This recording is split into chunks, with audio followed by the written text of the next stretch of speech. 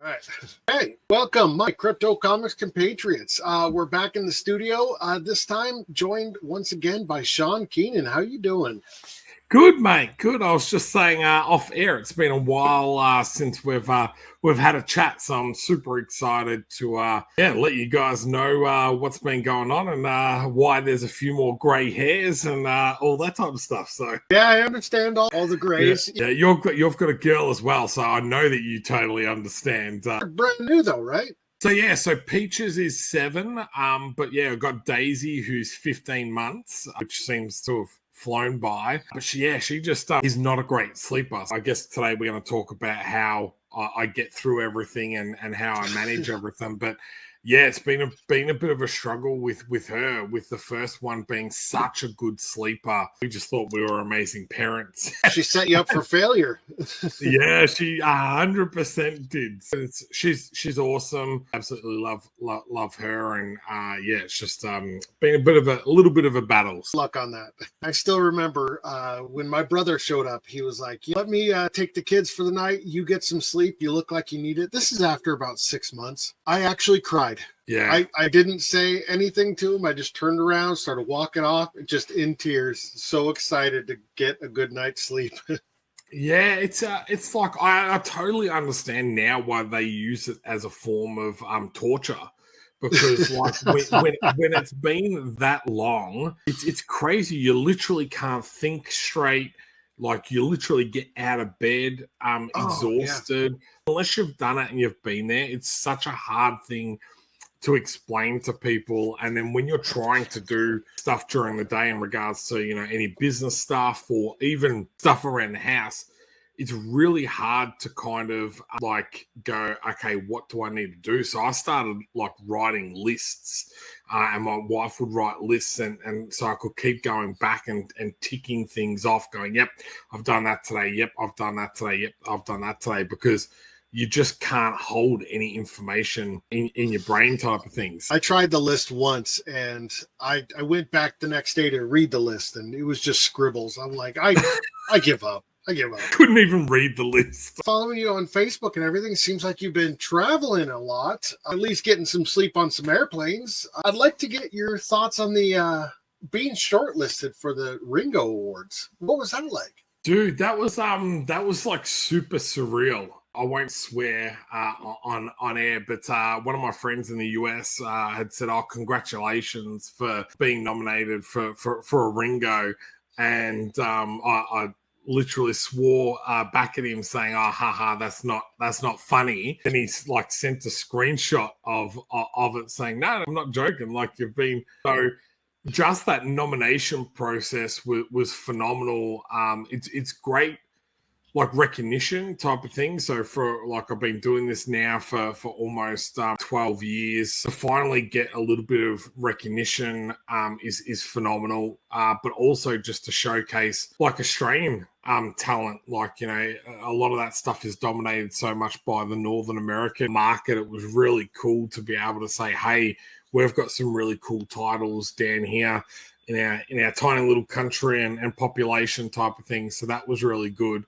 And then on top of that, being able to attend the event was just, that was a like surreal moment. Like I was sitting next to Chris Claremont and I'm just like, I'm turning around to Dan going, man, dude, can you pinch me? Because like, this is ridiculous. But it was kind of good him not being into comics, because I was like just awestruck by everyone. Didn't kind of really know all the industry creators. He was kind of like, just chatting, blah, blah. And then would walk away and he's like, "Oh, so who was that?" And I was like, "Oh, that's the guy that created Wolverine and blah, blah, blah." And he's like, "Oh, really?" I'm like, "Yeah, man. Like, this is like the top echelon of people." So, and then the event itself, Baltimore Comic Con, was super fun. I haven't been back to Baltimore since I did Spartacon, I think in 2014 or 2015. So it'd been a while since I'd been back there. So it was fun to go back there as well. I love whenever I say that to Americans, they're like, yeah, okay, Baltimore out of all the places, like you're happy to go back.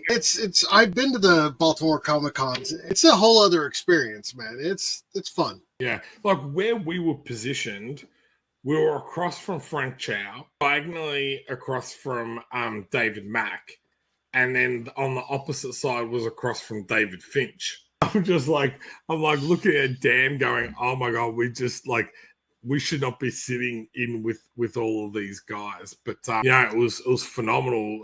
Fractured Shards was really well received over there by a lot of people that hadn't heard of us. And look, I've got to give a shout out to Mad Cave Studios.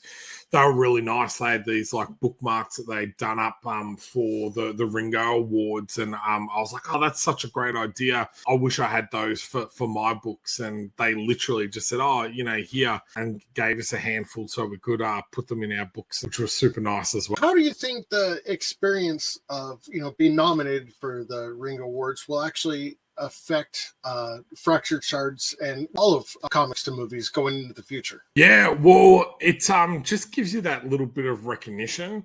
So in regards to like when you're speaking to people, especially when you're speaking to stores or something like that, it's like, oh, I've got my own publishing company, I've got this comic, and you can start to see their eyes roll, type of thing. Mm-hmm. And then you're like, oh yeah, it's been nominated for a Ringo Award. They're like, oh really? Oh, what's it called? Blah blah. So it changes that conversation straight away. So that's the biggest thing that I've noticed. And then from the flip side of that is the kind of doors it starts to open type of thing. So I can say that, people have started to reach out to me on LinkedIn, like the more professional website from other publishers. People have asked where they can get the book.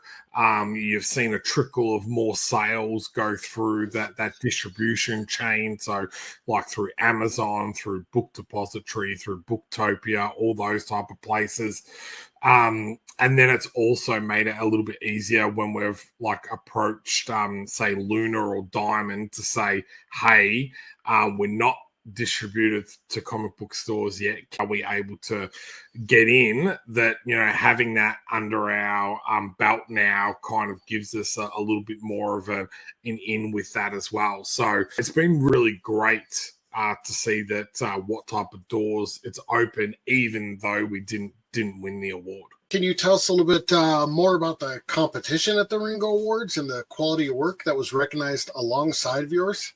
Yeah, so it was crazy. So it was 4 series. So we're nominated for Best Series, and it was up against Something Is Killing the Children, Saga, and I can't remember the fourth one off the top of my head, and then us, Fractured Shards. So it was like I've read Something Is Killing the Children. It's absolutely amazing. Like Saga is one of the best series probably in the last 20 years, along with Invincible and the Walking Dead. So you're talking Boom Studios, Image, and then us. So you're talking about series that have sold hundreds of thousands of copies compared to our little series that have sold thousands of copies. So to be noticed from not only the fan base of Fractured Shards, which is amazing, but then from the professional side of things was really, really cool. So Something Is Killing the Children won it for a second year in a row. I was talking to the Boom Studio CEO saying, I think that's a bit greedy, but it was really cool. So I'll tell you what, they do like a goodie bag at the Ringo Awards. So to be able to chuck our graphic novel in with the goodie bag was phenomenal as well, to have all these other people go away and have a chance of them to read it is kind of cool as well. Can you share some insight on the creative process that earned you that nomination? Yeah, so if people don't know, we partnered with an actor called Dan Furigel. I was interviewing him like you are to me now, and we got off the call, and he was like, I had this good idea, and I was like, oh, you told me about that ages. Would you ever think of doing that as a graphic novel? And that's kind of how the series started. And then I've got a partner, Stephen, who I work with on a lot of projects. So Dan had never written a comic book script, although he's done film and movie scripts. So we brought Stephen in and said, hey, this is the idea and concept we've got. Would you be willing to work with Dan to write it? And he did the first couple of volumes. And then now the process has changed a little bit. Dan is really hands-on with the creation of the project, the where the storyline is going, and he's very similar to me in regards to coming from like a TV and film background, that he does a lot of the editing process, so changes the dialogue and that's kind of fit in with the artwork and all that. Our artist is Riccardo Facchini, so he's an Italian artist, and that was just, I've been watching him online a little bit. He'd done a couple of works with a company here in Australia, Freefall Comics, that I'd seen. I really liked his artwork on that. So I pitched him the idea and kind of what the budget we were working with, and he was able to fit in within that. And we've just kind of gone from strength to strength. I think when you have the same team for a period of time, that whole process starts to run a little bit smoother. And for us, like, to be nominated for the first 2 volumes, because we've only got volume 1 and volume 2 out at the moment, we were pretty excited because we've just had volume 3 up on Kickstarter, and we feel like that's even stronger again. So we're kind of excited to see, you know, what people think of that when they get it early in the new year, because it's like, you know, it's great, everyone's loved volume 2, but we can tell as a team we're getting much better. Volume 3 is really good, and we've literally already got volume 4 getting colored at the moment. The great thing about Kickstarter is that it allows us to kind of continue on creating more graphic novels without having to raise the funds and then go back and create, raise the funds, go back and create. Because those Kickstarters have done so well, we've been able to continue on, and allows us to kind of get the volumes out on a more regular basis, which is kind of hard for small independent creators. The Ringo Awards isn't the only award that Fractured Shards was nominated for. No. What can you tell us about the Comic Art Awards? Is it Comic Art Awards of Australia, or is it just Comic Art Awards? Yeah, okay. Of Australia. So it's kind of like our Eisners or our type of thing. So I only found out a week before I was going to Baltimore that we'd been nominated for that, and that literally was on the night I flew home from the US type of thing. And if people don't know where Baltimore is, there's kind of like no direct flights and everything, so it took me about 36 hours to get home. So and then I get home in the morning, and the award ceremony was at night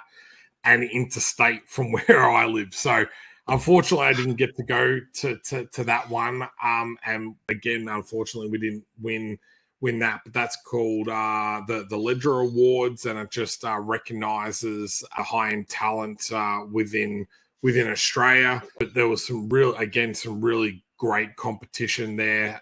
There was Neverlands by Tom Taylor and John Semirova, and that not only won a Ledger Award, but it actually won Children's Book Award. And it's the first time that a graphic novel had actually taken out a book award here in Australia. So I knew it was going to be tough to compete against them. But again, that nomination, again, it gives me a little bit of brand recognition, opens up the audience to people that might not have heard about it, and then it allows me to do things like I did just this past weekend, which is attend conventions as a guest rather than going and trying to get people to know who I am, which has also been pretty cool. What do you believe sets Fractured Shards apart and makes it resonate with so many fans, both internationally and the Australian audience?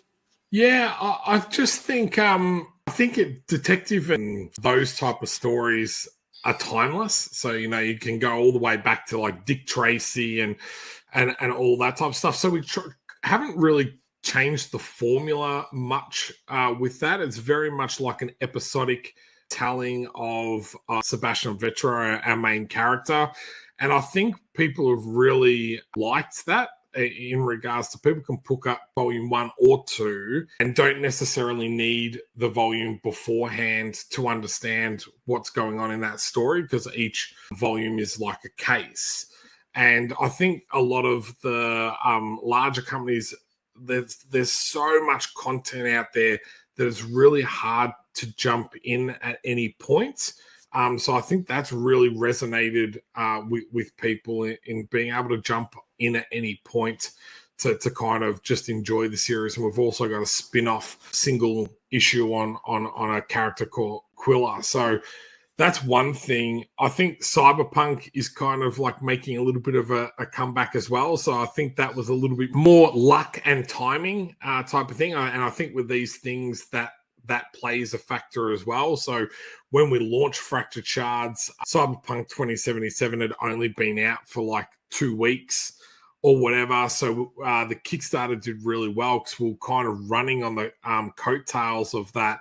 And we did like little cheeky things like using the hashtag Cyberpunk 2077 like on Twitter and those type of things. So when people were searching and talking about that, we were popping up in the feeds as well. So, and then, you know, Dan's been really fantastic in being really accessible to the community. I think that's a really big thing. Like, you know, I've been doing this for a while and people don't like to be sold to, I believe. I think people want to be part of something, and you know, Dan is really good at making people feel like they're part of a community. And like, even when we're doing our emails and our updates, we call it our community. We don't call them fans, we don't call them, you know, backers and everything like that. They're actually you know, part of our community, part of our family, and I think that really resonates with them as well. So, you know, we get a lot of, you know, return backers on each of our projects, and then have been able to secure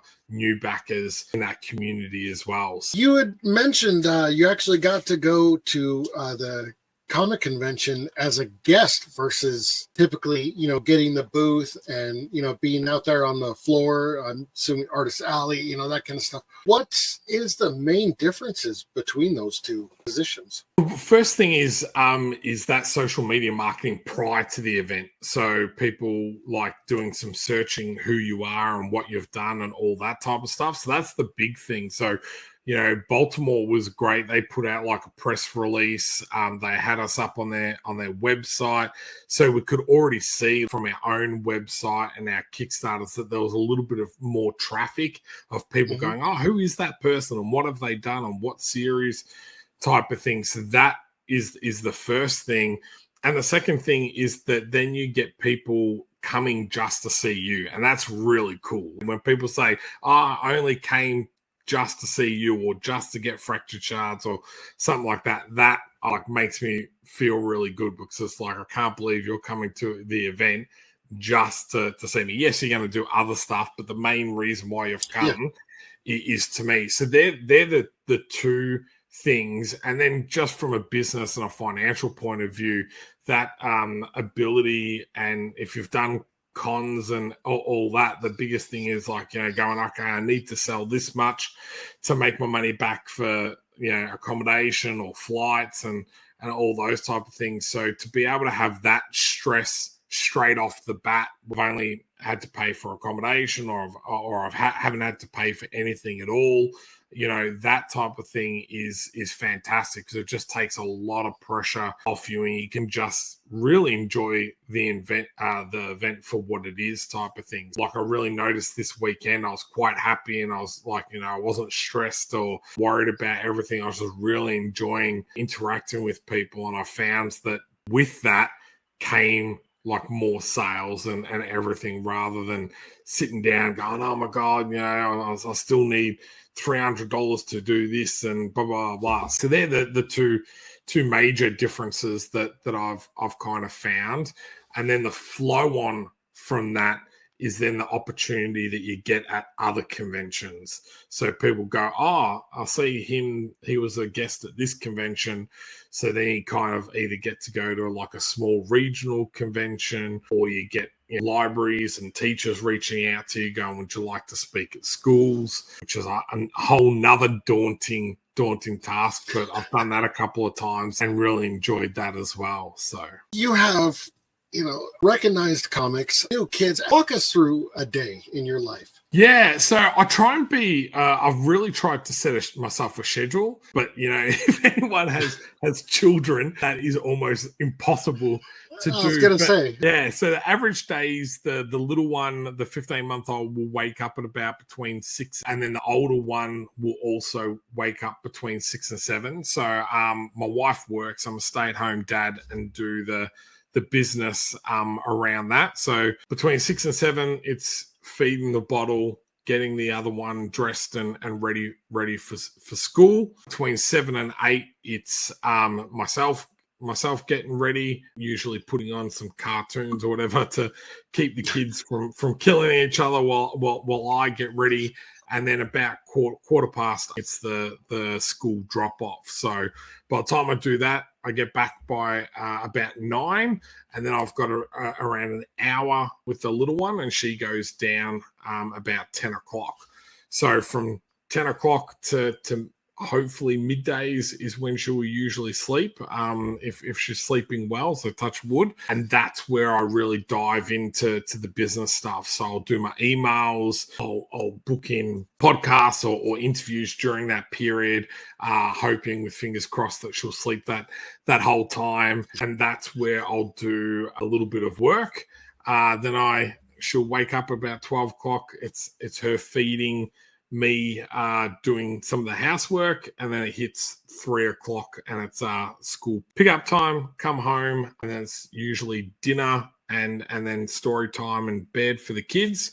And then I make sure that I spend a couple of hours with my beautiful wife, who I do have a wife, type of thing. So I really try to make sure that we sit down and either talk or watch something together and everything. And then I'll do another 2 to 3 hour worth of work from about 9 o'clock to midnight, and then rinse and repeat type of things. Now, if I can jump on my phone in between then and answer things, take phone calls and that type of stuff, I'll do that as well. But yeah, it's usually about a 5 to 6 hour worth of work of day, and then the cleaning and the keeping of the children. And then weekends is probably when I do a lot more work. My wife will take the kids out and I'll say, okay, I need 3 or 4 hours on a Saturday to do this, and then the rest of the time we've got ourselves. So you have so many different comics going. XCT, Fractured Shards. There's that new one, Bloodsmith, which I'd love to talk to you a little bit more about. How do you keep all of these just straight in your mind at this point? Well, yeah, it's crazy because like I've done 3 Kickstarters back to back, and this month alone I'm part of 3 different Kickstarters, and that is just crazy. Like it's very hard to keep straight what I've done. I've been doing cross promotions, and then people have been cross promoting the wrong project. I was like, oh no, I meant for you to cross this, but that's because I'm involved with so many. So it is kind of hard to keep all of those things straight. So what I'll do moving forward is really focus on, especially with a Kickstarter, one project at a time. But then I'm setting myself a social media day where I'll sit down and write the social media for each of the different projects, and then scheduling in Meta to then schedule those posts periodically throughout the month. So I do set one day aside to do that a month, because with anything you need to keep people engaged, and that's so you need to be posting all the time, and also with Facebook or any social media, if you're not posting all the time, then you lose your audience. So I've found lately, because I have been posting every day, I've actually got a message from Meta saying, oh, your visibility has increased and will increase for the next 18 days because you've been posting and interacting every day. So it's been quite interesting doing that part. But then hopefully moving forward, we'll be in a position that we can kind of hire either a virtual assistant or someone like that to start doing that type of stuff. But yeah, I think with any creator, you also have tons of ideas. So I've got like a folder system in regards to active projects, projects that have completed, so they're ready to go for Kickstarter and everything. So we try and have as much done of the project before we even go to Kickstarter. Projects or scripts that are still sitting there waiting for something to kind of go with it. So yeah, but I'd hate to see anyone inside my head. It's kind of all over the shop, I reckon. So Bloodsmith, We Hunt Nightmares. It really seems to kind of explore that Victorian era setting. What inspired you to kind of delve into that particular time period? And how does that kind of enhance the storytelling for this project? Yeah, so this was really interesting because we as Comics to Movies kind of opened up our publishing wing and submissions early this year, and kind of have started to have like quite a bit of interest in regards to that. And Morgan Quaid, the writer on this, he's from Brisbane. He kind of reached out to me and said, "Oh, look, I've kind of got this idea for a mini series. It's only a 3-issue mini series. I've already got issue 1 almost completed. Would you be interested on coming on board, helping getting it published and getting it out there?" Now, I was like, "Oh, look, you know, I've got a lot of projects that we've already spoken about. Send it through. I'll have a look. But to be honest, I don't want to promise you anything or whatever." I read the first 4 pages and I got back to him straight away and said, "Yep, I'm in." So I always love like different history stuff. You know, XCT is based on all history characters.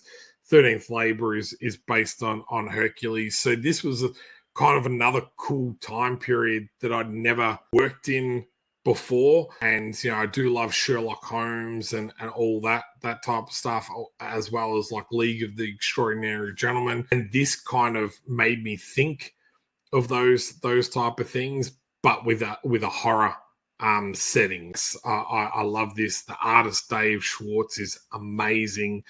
So I was like, I need to kind of get on this. So we launched that towards the end of October. Still currently on Kickstarter at the moment, and we're about $500 away from getting funded for that. It's been interesting to see how my audience has kind of like gone with something that's so different to everything that I've done before. I really haven't done horror before, so that's been interesting. But yeah, super excited to get this out there. It really feels, just off that preview that I've seen, that it has that elements of both horror but also mystery as well. How was Bloodsmith able to find that balance between those two aspects? Yeah, I think that is really Morgan. He's such a great writer.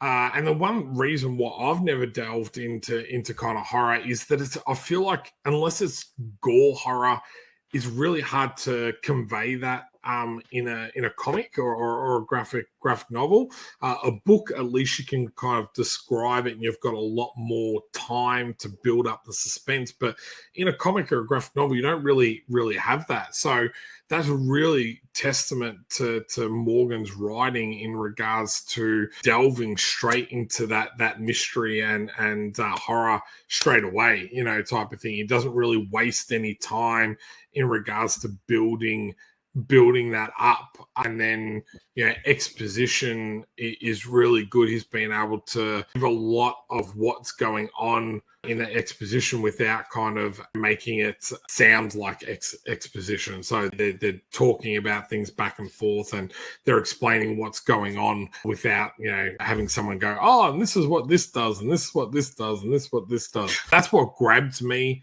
straight away as well. As I said, like those first 4 pages, straight away I was like, okay, you know, he's a band of ragtag group of people getting together. This lead character is able to control or manipulate his own blood, and then there's this like big bad demon type thing that is going throughout the city. So straight away it was like quite explanatory of what was going on straight off the bat. Take no credit for that at all. Morgan's done amazing. And then again, Dave has worked really well with what Morgan has given him, and his artwork is creepy without being over the top. I feel like it's a really good feel for that 13 plus kind of age group without going full gore or anything. I've known a few publishers in my life,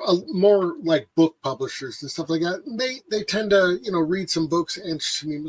What is your role as you're in charge of the business? It's not just publishing. You're doing everything as well. Yeah, so that's the crazy things. Yeah, I would prefer to do more writing than I do, because that's what I enjoy and what I love. But yeah, I have done more of like that now, this project management side of things. So, and hence why we've got so many projects on the go. For me, it's more about reading a script and going, do I think that will sell? Do I think that has marketability? And then also, is there other revenue streams that we could probably leverage off this? So there's small things like going, okay, am I able to pitch as a feature film? Am I able to create, other merchandise off it, type of thing? So that's why I probably stay away from a lot more of the drama style of comics, because it's for me, it's all about, okay, what other marketability can I leverage off this series? But, for me, it's about making sure all the guys and girls that we work with can keep on track, can keep on a deadline. And then at the very end, it's about, me, putting my own kind of touch on it, being the editor. So, if there's any dialogue edits, whether I feel like, may need an extra page, and adding that in, and all that type of stuff. So that last little bit is where I kind of have the full control of and bringing the whole project together. Deadlines are consistent in the publishing industry. How do you set realistic timelines for your projects? How do you handle unexpected challenges that kind of arise during production? To be honest, that's trial and error. I think for me, I did one project that we didn't have completed before we went to Kickstarter, and that drew out far longer than I would ever like to have drawn out a project. I reckon almost 6, maybe 7 months after, when we said we'd probably have the project done. It's 9 times out of 10 going to Kickstarter with the project either already completed or like 90% completed. With that, we usually give ourselves between 3 to 6 months to do an issue, but you've had sometimes projects take a little bit longer than that. And then I've had projects, that have been super, super quick. So, I did Aquila, had never worked with Deborah, Grace, or the colorist that we had on the series. It was a brand new team. So I was like, give myself 6 months to kind of make sure that they're working all right together and everyone's on the same page and blah, blah. I tell you what, those girls completed the whole comic book in 2 months. From start to finish, from writing, artwork, colors, done. Like, it was the most... 2 months. 2 months. And it was a 38-page graphic novel that we then kind of padded out a little bit more. So literally 2 months. Like, it was amazing. And I think with the artwork, I sent back 2 pages out of all the artwork, which usually the first time you work with someone, there's usually a little bit of that back and forth, but I was super happy with the artwork that was provided. The colors, there was like maybe 4 pages that I sent back and said, hey, this needs to be changed just because it's important to the story. And yeah, that was kind of, and then when we got the script in the first place, I don't think I made any edits at all. I was like, I really like this script. This is kind of cool. It's got like a nice twist on it. It's a standalone story. That's exactly what we're after. Let's get cracking. So from that point of view, it was great, because then when we went to Kickstarter, it was already 100% completed. So the turnaround in regards to printing and shipping it out was like 2 months after the Kickstarter. So the Kickstarter ran from December to January, and by March, everyone had their book. So that was really cool. So most of the time now, we try and go to Kickstarter with everything completed. But then, we've got a project at the moment called Sisters of Blood, and we're just slowly working with the artist at the moment. He can commit to a page a week because he's got other projects as well. And so we're giving ourselves 12 months to build up that series, talk about that series, show people some sneak peeks, and then again have it ready to go at launch, so that when we do the Kickstarter, that we can fulfill straight away. So, but it is difficult. Life happens. Like we had one artist when I was doing XCT broke his hand. His drawing hand. So that was like 6 weeks, like straight off the bat, that he's like, I can't do anything. And then even when he did come back, he couldn't draw as fast as he could, just because he hadn't done it for 6 weeks, and he's like a little bit sore and all that type of stuff. So these are the things like when I do tell people if they're going to do a Kickstarter, that try and have as much of the book done as possible, especially if you're a first-time Kickstarter, because what you want to do is you want to over-deliver. So you want to say, hey, you'll get it by December 2024 and deliver it in March 2024. And people were like, oh, I wasn't expecting this book. So that's what I do. And then with deadlines, it's like I try and set when I'm doing Kickstarters, and then give myself a couple of months prior to that. So try and have everything done a couple of months prior, so that I can build up that social media and excitement about the project. You had mentioned with that book you had to send 2 pages back, which that's pretty unheard of. So editorially, how do you provide constructive feedback to creators while also respecting the artistic vision? I mean, what is your approach to navigating the creative differences during the editorial process, I should say? Yeah, well, I'm going to say to the one thing that I've heard a lot of people say is that if you're working on a series, it's like being married. You're going to work with this person for years, type of thing. So you need to be able to make sure that you're able to provide that feedback and work well together. So 9 times out of 10, I usually start people off on a 3 to 10 page short story or anthology. I see how we work together. I see how they receive and accept feedback, and then make a decision on whether I'll go onto a graphic novel or a series with that person. With anything, there's people that are really receptive to feedback and are like, yep, totally get what you're saying, blah, blah, blah.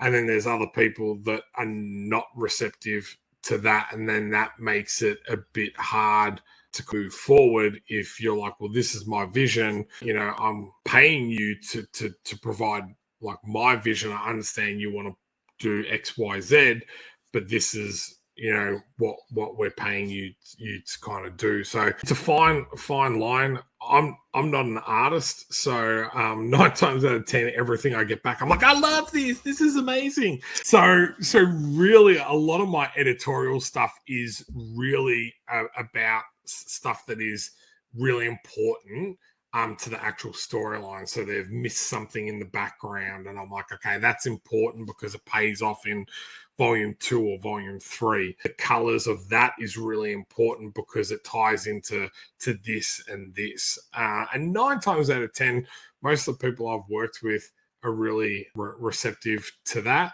And I think that's because I've trialed them out beforehand, so I know how I'm going to provide that feedback. So I'd always recommend people, even if it's just like a 2-page script, and make sure you pay those people when you're asking them to trial out, is do a couple of things, give them some feedback and see how that process works. Our letterer is amazing. So usually it's just when we go through that edit process, it's like, you've spelt this wrong. Can you change this or move this? And there Stephen does most of our letters, and he's been really great with that. Navigating the world of intellectual property and rights management is integral to the publishing industry. How do you handle legal aspects such as contracts and licensing agreements to protect the creative works and the interest of all parties involved. That is super important. I have learnt the hard way in regards to not having legal contracts. So I understand all indie creators want to save money. That's exactly what my philosophy was when I first started. I don't want to pay a lawyer to write a contract, and that when I can grab one off the internet or something like that. My advice on that is just don't do it. Pay for a contract template from a lawyer so that you know that you are 100% covered. So I have several different contracts that we use within the business. So we've got our standard joint venture contract. So that's when I'm going in with another creator to create a new series. It sets out how much of the rights each of us own, as well as how much of the financial burden each one of us has. And a lot of times that will be tied to the percentage of who owns more of the IP. We've got like a work for hire agreement. So that's when we're just hiring a writer or hiring an artist to do work, which again in that is really explicit about the IP of whatever they do is transferred over either to myself or to Comics to Movies. So that is really important, because the last thing you want to do is go out and get like a TV series made and then the artist goes, hey, I did all that work and I never transferred IP. I want X, Y, Z from that. So that's another thing that we have. And then we've got two other contracts where we're started to create graphic novels for people where we don't actually own any of the IP, and we're like, hey, you're just hiring us as a company, as a service to provide and project manage the creation of a graphic novel. And then we've got our publishing contract now, which is where we're just asking for the publishing rights or the licensing rights just for publishing, and we're leaving the IP with the actual creator. So we're not actually. So we use several different contracts depending on what the project is and what we're doing, but they are all written by an entertainment lawyer that 100% knows exactly what they're doing and covers all aspects of the legal realm type of thing. So the work for hire contracts that you get online that are 2 pages, I think our standard one is about 5 or 6 pages type of thing. So there's a lot of stuff that goes into contracts just to make sure that you cover yourself, but also that the artist or writer knows that the payment that you're providing them is transferring that work, and that once they're done, that they're just getting paid for that work. Before we wrap this up, what can you tell us about the upcoming projects and where can we find everything? Yeah, wow. Okay, so we've got some like a lot of projects coming out in 2024. So the first one we're going to be releasing is Tell Us of Sparta issue 2. So that's been a long time coming. So that's our alternate history one, where Sparta has taken over Rome or Europe rather than the Romans. So it's a really cool take on history. Then we're going to reboot and remaster our XCT series. So we're releasing volume 1 as a graphic novel, 67 brand new colored pages, re-edited storyline. Absolutely beautiful. I'm super happy with that. It's something that I've kind of wanted to do ever since I've started XCTs, go back and kind of do those first couple of issues. When I go back and read them, I'm like, it's a little cringy. So to be able to have the opportunity to go back and do that, I'm super excited. With that, we're releasing a mythology book, which is a bunch of awesome drawings done by our first transgender artist that we've worked with. And they have designed up all these really cool creatures and characters. And then there'll be a little bit of a write down on how they fit into our XCT universe. Then we have a third graphic novel in the XCT universe coming out, which is XCT Most Wanted. That's been recolored. So that came out as a black and white anthology book. So we've gone back, recolored that. Looks absolutely beautiful. So I'm really super excited to get that out. We have volume 4 of Fractured Shards coming out. That's getting colored at the moment. While volume 3 is at the printers, and that will be shipped off early in the new year. Hopefully we get over the line with Bloodsmith. So that's on Kickstarter at the moment, volume 1 and 2. It's a 3-issue miniseries, so we'll have volume 3 or issue 3 of that coming out next year as well. We've got a spin-off graphic novel for Fractured Shards that will be coming out that we're partnering up with Alana Pierce to do, which is exciting. And then we've got 2 projects that we kind of can't talk about at the moment, but if I can get those across the line, they're going to be some really big projects type of thing. So I'm super excited about those as well. I think that's everything. Probably forgotten something, but yeah, that's crazy. Well, if you did forget about something, we'll just blame it on lack of sleep. Thank you again for joining us. The links to everything will be in the description, so look down below. And Shaun, thank you so much for taking the time and joining us. I really appreciate it. No problem. Thank you very much for having me, man. Let's not wait too long for the next one. So sounds good. All right, I'm going to hold you to that.